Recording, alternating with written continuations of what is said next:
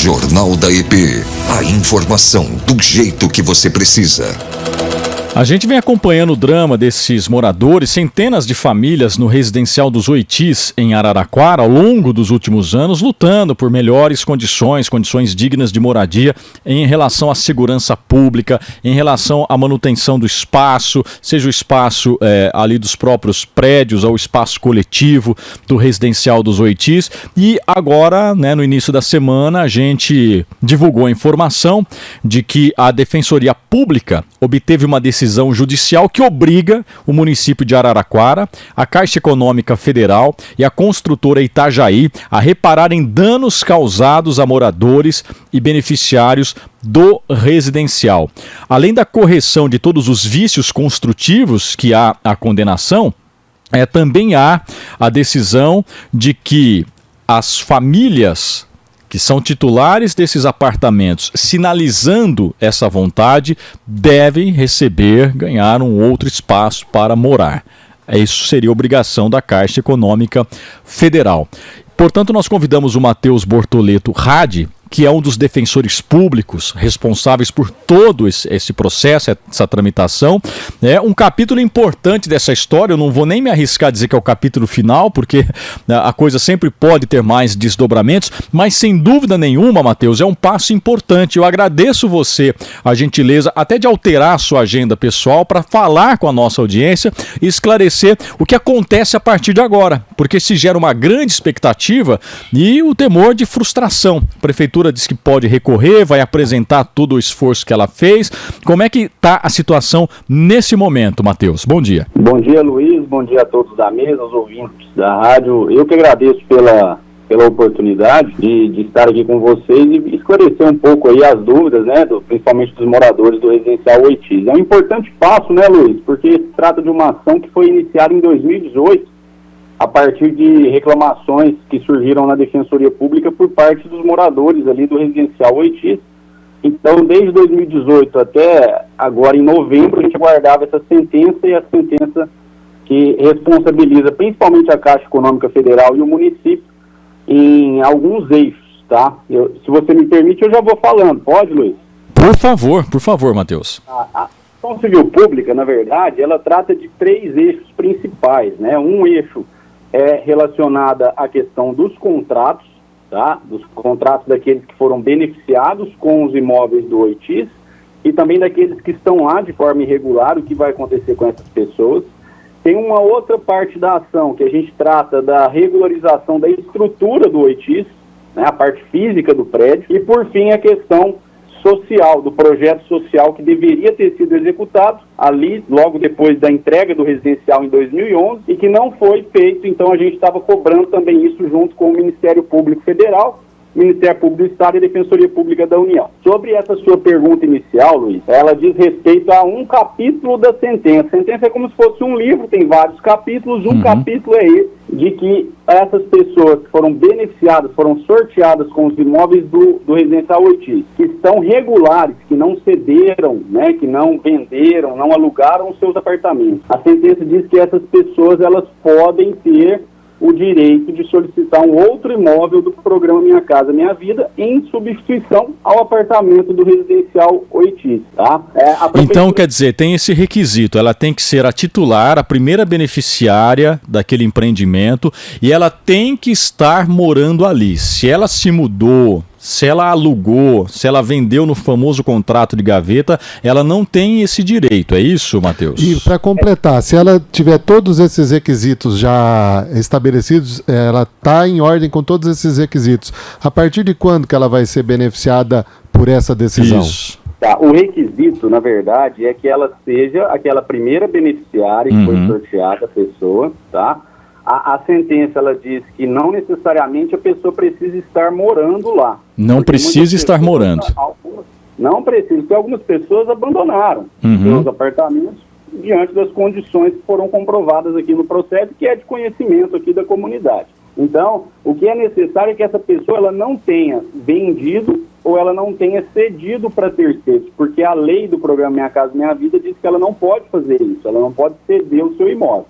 Só que se ela abandonou o imóvel tem algumas pessoas, inclusive, que abandonaram e comunicaram à Caixa de que estavam abandonando. Uhum. Ou aquelas que estão ali, são beneficiárias e continuaram morando, essas pessoas, elas, pela sentença, e ainda cabe recurso da sentença, né? Pela sentença, elas teriam o direito de exigir um outro imóvel. Respondendo a pergunta sobre quando que elas vão poder exigir, a Defensoria Pública do Estado, nós apresentamos um recurso que chama embargo de declaração. Ele é para esclarecer algum ponto da sentença. Quem analisa esse recurso é a própria juíza que deu a sentença, a juíza aqui da Vara Federal de Araraquara, da 2ª Vara. Então a gente pede para a juíza, nós já tínhamos pedido isso antes, que a juíza dê uma tutela antecipada. Isso é uma decisão que a juíza pode dar na sentença ou antes da sentença, determinando que de imediato se possa cumprir esse capítulo, igual a gente está falando, é um capítulo da sentença. Então a gente pede que a juíza determine que de imediato a Caixa Econômica Federal e o município indiquem essas pessoas regulares para outros imóveis do Minha Casa Minha Vida. A gente está aguardando ainda uma decisão a esse respeito.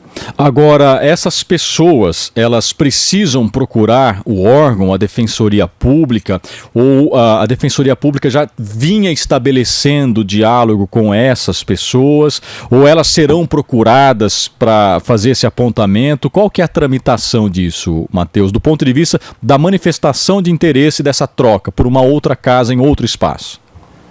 Isso é importante esclarecer, é que tem alguns moradores também que talvez não tenham interesse em sair de lá, que esperam que haja melhora da estrutura física do residencial e que querem permanecer. Não há obrigatoriedade, não é obrigatório que ninguém troque seu imóvel. São aquelas pessoas regulares que queiram. Se a pessoa já está adaptada ao bairro, já está assentada ali... Se ela não tem a obrigação de trocar o seu imóvel, ela pode, aí é uma outra parte da sentença que a gente pode falar depois, exigir ali a reparação dos danos que foram causados ao seu apartamento. Agora, respondendo a sua pergunta, a gente ainda não entrou em contato com essas pessoas, porque estávamos aguardando a decisão judicial. A decisão judicial poderia ser desfavorável, né, mas ela foi favorável em parte a esses moradores, e agora a gente espera que a juíza dê essa decisão mandando que de imediato se faça a substituição.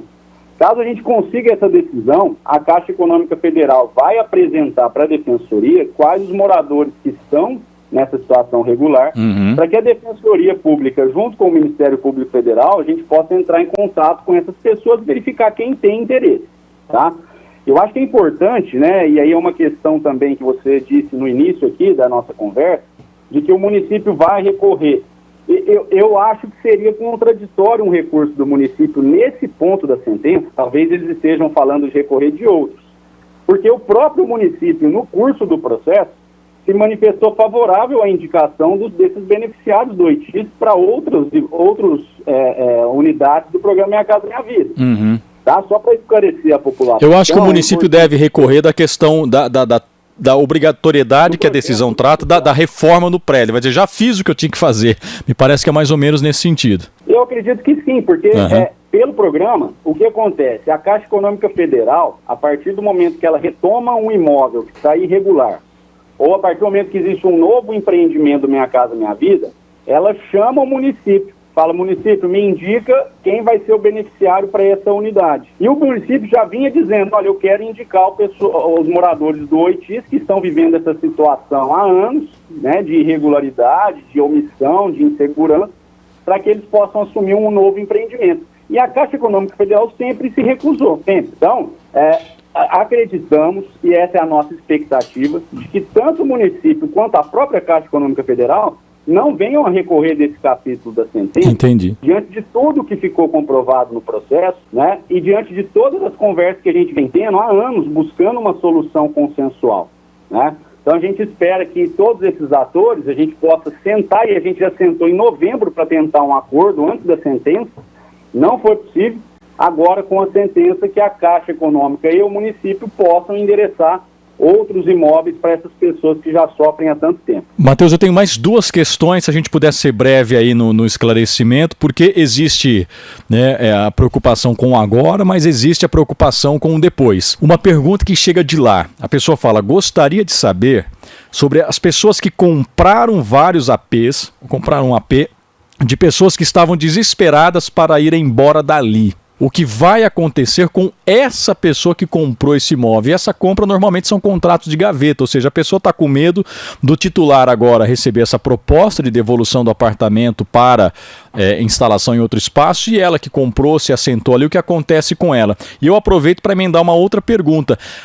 Os apartamentos que serão desocupados por essas famílias, que irão para outros imóveis, o que será feito desses apartamentos? Porque isso também pode inviabilizar aquele conjunto todo, abrindo, por exemplo, mais espaço para ocupações irregulares. Falando então brevemente, né, essas pessoas que compraram de quem era o beneficiário original, elas compraram de alguém que não era o proprietário, né? Quem é o proprietário até a quitação do contrato é a Caixa Econômica Federal, é o fundo gerido pela Caixa. Então eles compraram de quem não poderia vender, inclusive pela lei, tá? Essas pessoas que estão em uma situação irregular, é provável que o dono do apartamento, que é a Caixa Econômica Federal, busque retomar esse imóvel. A gente pede na ação, isso aí não foi deferido, a juíza julgou improcedente, que essas pessoas que são pessoas ali que compraram às vezes um apartamento irregular, mas que são pessoas vulneráveis economicamente, que são pessoas que poderiam ser beneficiadas, que a Caixa fizesse o contrato com elas, mas isso não foi deferido por enquanto, a gente vai recorrer desse ponto. Mas essas pessoas, elas podem eventualmente sofrer uma ação da Caixa Econômica Federal, e se elas compraram ali um imóvel de forma irregular, elas vão poder entrar com uma ação contra quem vendeu, que não poderia ter vendido, para reaver aquilo que elas pagaram. Então esse é um primeiro ponto. Os outros imóveis que forem desocupados, é obrigação da Caixa reassumir a posse desses apartamentos e também fazer ali a reforma de acordo com a sentença para depois encaminhar para um novo beneficiário. Então não é para que a Caixa não retome a posse e o imóvel fique abandonado. Esses imóveis eles têm que ser destinados à moradia, essa é a finalidade deles. Agora, Matheus, existe a possibilidade, né, e aí realmente para concluir, né, tudo isso, ou boa parte desses problemas acontecem pela aquela ausência mínima de coletividade, de um corpo síndico, porque qualquer empreendimento coletivo para classe baixa, média e alta, você precisa de uma organização, de regras, de corpo síndico, que sempre foi uma dificuldade por ali, né? Porque você lida com questões de segurança, de enfrentamento, de pessoas de vulnerabilidade, que às vezes uma taxa de 15, 20 reais não é paga e você não consegue organizar a troca da lâmpada, não consegue fazer a limpeza do pátio, coisas assim de um condomínio normal. É possível estabelecer algum tipo de obrigatoriedade do poder público assumir de alguma forma essa organização, da Caixa ser responsável pelos espaços coletivos? Vai mudar essa forma daqui para frente também, Matheus? Então, esse projeto que a gente pede para que eles apresentem, que eles executem, né, é sobre isso. Social, uma das diretrizes que a norma estabelece é que os entes públicos eles têm que apoiar a implantação de uma gestão condominial. Então, o projeto ele deveria ter sido executado no sentido de vamos fazer aqui uma gestão de condomínio. Como se estabelece uma taxa para ser paga ali para manutenção do prédio, nada disso foi feito. Então, a partir do momento que a juíza manda apresentar esse projeto e executar, está inserido nele a necessidade de uma gestão de condomínio também ser fomentada pelos entes públicos junto àquela população. E aí, se você me permite, só para finalizar, claro.